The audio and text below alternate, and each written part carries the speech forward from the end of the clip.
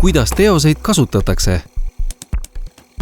Tavakeeles oleme harjunud mõtlema ja rääkima muusika kuulamisest ja selle mängimisest, piltide ja filmide vaatamisest, raamatute lugemisest ja tsiteerimisest ning mis tahes sisu jagamisest sõprade ja tuttavatega digiplatvormide kaudu. Autoriõiguse kontekstis räägime aga teoste kasutamisest.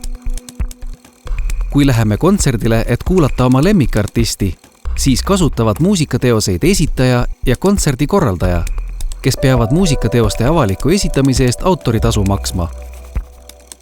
Kui läheme kinno filmi vaatama, kasutab audiovisuaalteost kinopidaja, kes on hankinud filmi koopia ja saanud loa seda raha eest külastajatele näidata. Kui tsiteerime oma lemmikkirjanikku või luuletajat, siis kasutame tema teost. Ning postitades sotsiaalmeedia platvormil kellegi teise tehtud foto, kasutame tema fotograafia teost. Autoriõigusega kaitstud teose kasutamiseks peab kasutaja üldjuhul olema saanud nii autorilt kui ka teistelt õiguste omajatelt selleks loa.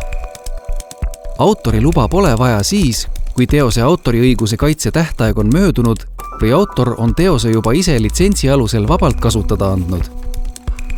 Kolmas isik saab teost kasutada, kui autor on talle oma õigused loovutanud ehk üle andnud või andnud oma teose kasutamiseks litsentsi ehk loa. Tuletame meelde, et ei autorid ega esitajad saa loovutada ega müüa oma isiklikke õigusi. Teatud juhtudel võib autoriõigusega kaitstavaid teoseid kasutada ka luba küsimata. Nende puhul on tegemist vaba kasutamise eranditega. Miks on teatud juhtudel autoriõigus piiratud ja jäetud võimalus teost vabalt kasutada?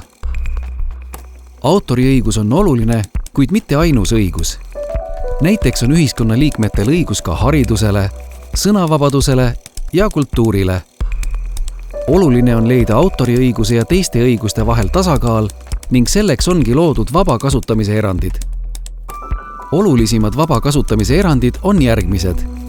Õigus isiklikuks tarbeks teoseid tõlkida ja kopeerida, eeldusel, et seda ei tehta ärilisel eesmärgil. Õigus tsiteerida, eeldusel, et seda tehakse põhjendatud mahus ning sealjuures viidatakse tsitaadi autorile ja allikale.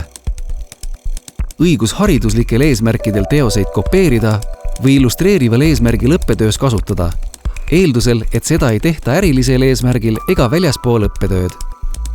Alati tuleb viidata autorile ja teosele ning allikale. Kokkuvõtteks, autoriõigusega kaitstud teose kasutamiseks on vaja autorilt luba saada. Ilma loata saab teost kasutada siis, kui see toimub vaba kasutamise erandi raames